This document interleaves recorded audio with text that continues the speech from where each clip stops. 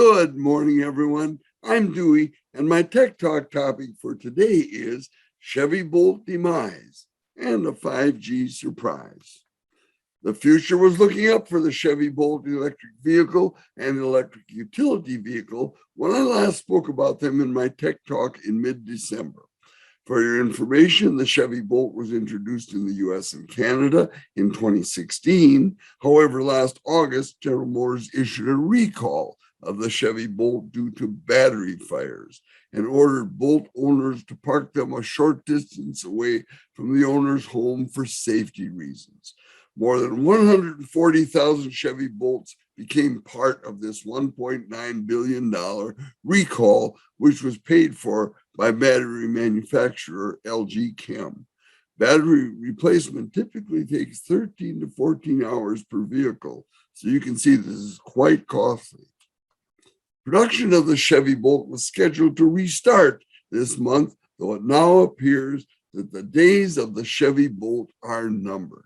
CNET.com was among the many tech news services reporting this past week that General Motors let it be known that it now has plans to convert the present Chevy Bolt plant in Orion, Michigan, into their second electric pickup truck factory. After conversion, this plant will start assembly of the upcoming Chevy Silverado and GMC Sierra electric vehicles, which are a lot of people are really looking forward to those trucks.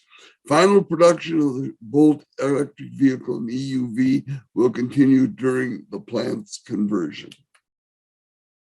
Changing the subject, you may recall that January 5th was the date that Verizon and AT&T had planned to turn on their new 5G C-band service.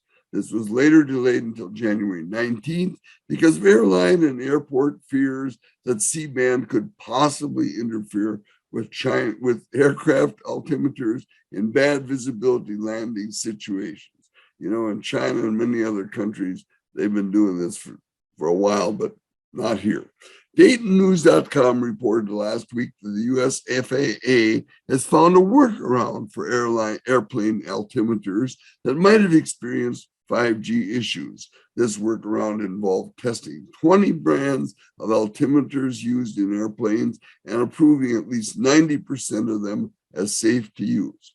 Also, AT&T and Verizon have recently been working more closely with airports to help mitigate their fears, thus allowing this issue to gradually subside. Not all done yet, but it's darn close. This rollout of C-band 5G is truly a significant step, according to a recent article by Bob O'Donnell at Forbes.com. The article was titled, Verizon and AT&T C-band launch portends future of 5G. C-band will now enable the kind of fast download speeds we've been promised for 5G, but generally haven't seen, says Bob O'Donnell. Now, for what it's worth, I tested my new Verizon Samsung Galaxy S21 5G phone last Friday near a Verizon tower that borders Silver Ridge, our park here in Mesa, Arizona.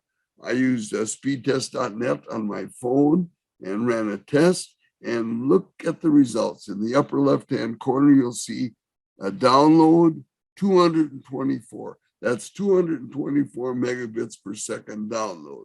How'd you like to pick up your phone and see that as a nice download speed? Of course, looking at the upload speed right next to it to the right, it's only 9.5. It's a little bit on the pathetic side, but still, wow, what a download speed.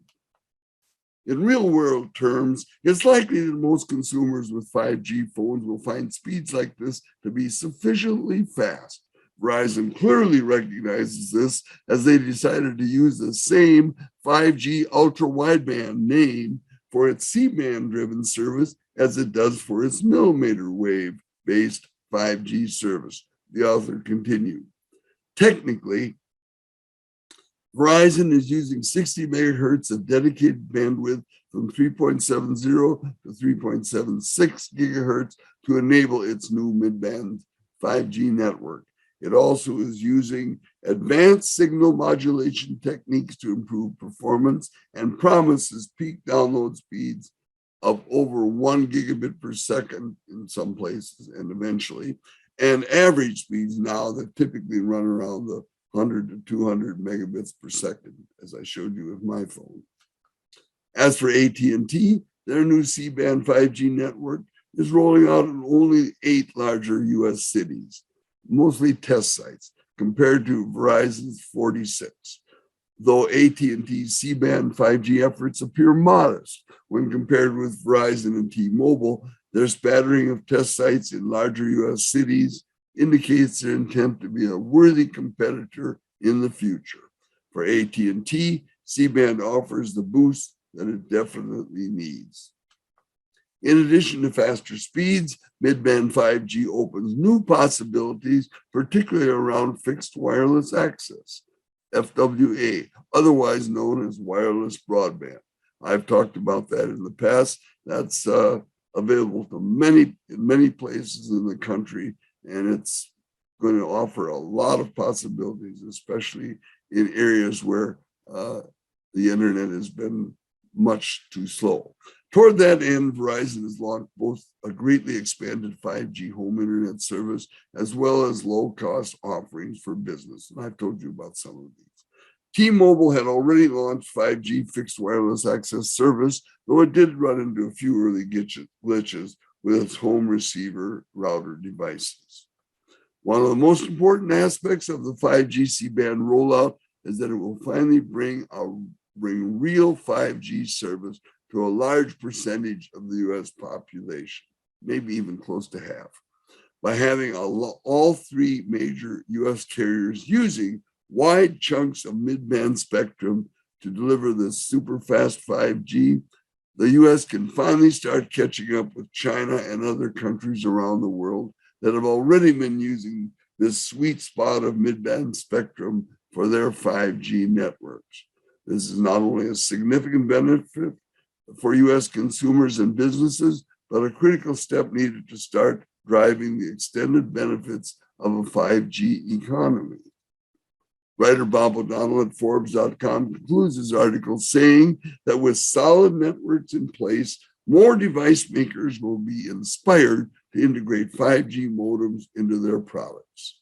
Also, networking and cloud computing companies will enable the critical infrastructure that will be necessary to move computing, telecommunications, and technology forward. Collectively, that's when we will really start to see the future of 5G come to life. Well, that's my Tech Talk story for today, and I'm going to stick with this one, that's for sure. I won't be seeing you next week, but I'll be back a few weeks down the line. So take care, stay safe, have a great day, and God bless.